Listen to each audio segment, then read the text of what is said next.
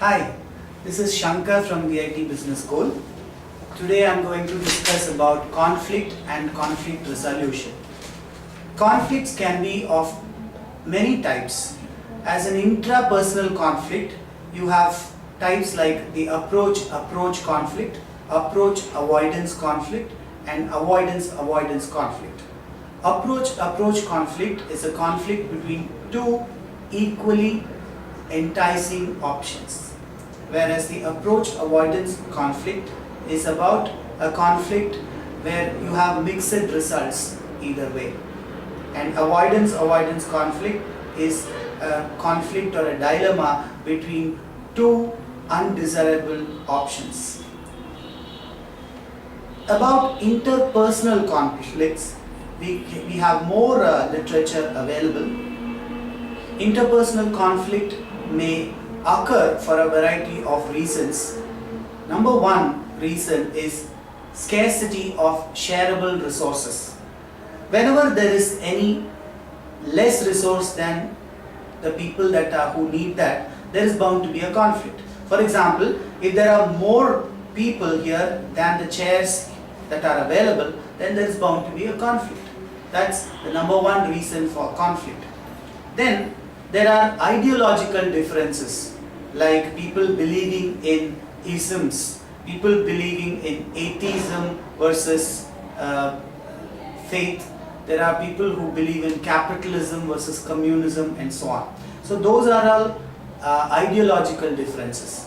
Then comes personality differences. For example, a type A person is ambitious, aggressive, competitive, and number oriented. Whereas if he works with a type B person who is calm, composed, complacent, and tolerant and quality oriented, there is always bound to be conflicts in day-to-day functioning. So that is the conflict that arises because of personality incompatibility. Then there is a conflict which is of a very common kind, that is communication misrepresentation or communication gaps, where two people keep talking aggressively against each other without even knowing that they mean the same thing, right? So that is communication based conflicts. Then there are jurisdictional clashes. People think that it's my territory or my area or my scope of my operations, and that is a cause of conflict also. So that is jurisdictional conflicts. Now, besides all these things, there could be conflicts of interest between people where they want to share a goal which is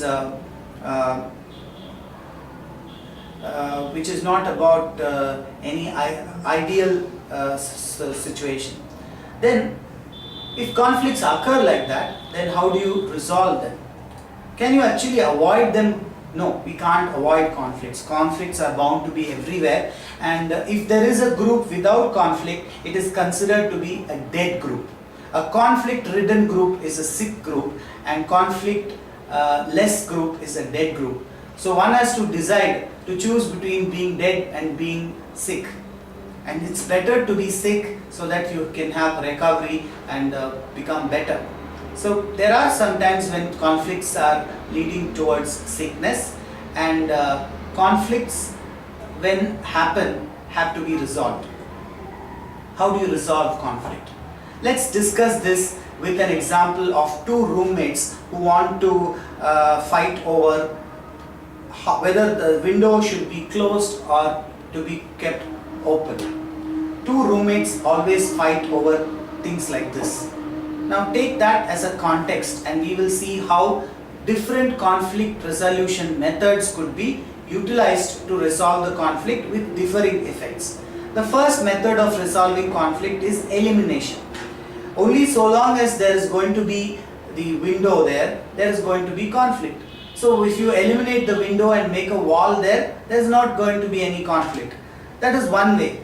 Or you can see alternatively within the same type, you can say so long as this person is going to exist, there is going to be conflict. So send this person out and you won't have conflicts. These are examples of treating conflict through elimination process. Second one is conflict resolution through compromise. Keep the door half open or half closed, or keep the door open half the time and keep it closed half the time. That is also a compromise via media between these two people. But in compromise there is a problem that you always think of what you have not got rather than what you got. And the purpose is not being served in this case of keeping the window closed or open, right? And therefore, what else is, some people decide conflict resolution by arm wrestling, right? The might is right. That kind of method is called subjugation. So whoever is dominant, powerful, their rules will prevail, their wishes will prevail. This is one method of conflict resolution. And fourth method would be alliance. In alliance, you kind of enter into an agreement with the other person that so long as you fulfill my requirements, I would continue to give you the way that you want to.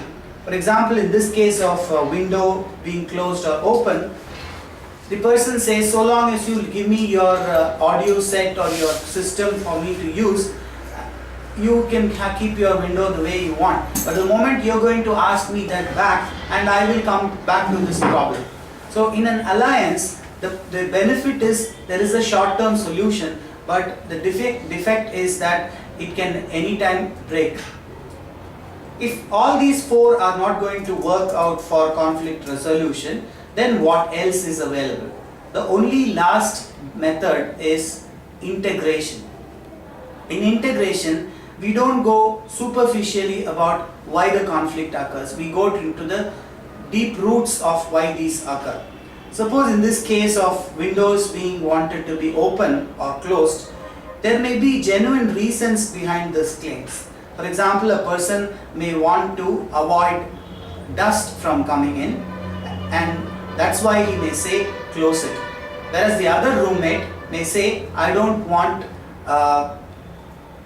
cold air to come in. The person may say, I want light to come in, therefore I want to open it. In which case, there could be a solution which is a win-win solution, which pleases both the people. If you put a glass door, dust would not come in, light would come in. So both these people's basic demand would be met by this kind of solution. This is called integration. This is a lasting solution because it eliminates the source of conflict.